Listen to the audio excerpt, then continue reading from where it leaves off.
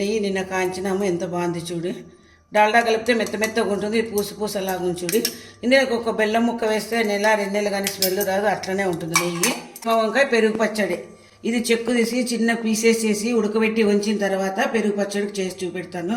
కావలసిన పదార్థాలు పచ్చిమిర్చి, సాల్ట్, కొబ్బరి, పప్పులు ఇవన్నీ మిక్సీ బట్టి చూపెడతాను.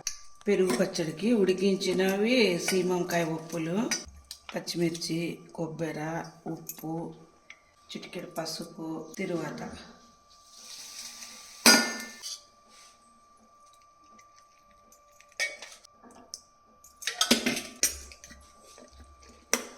కలుపుకున్నాం.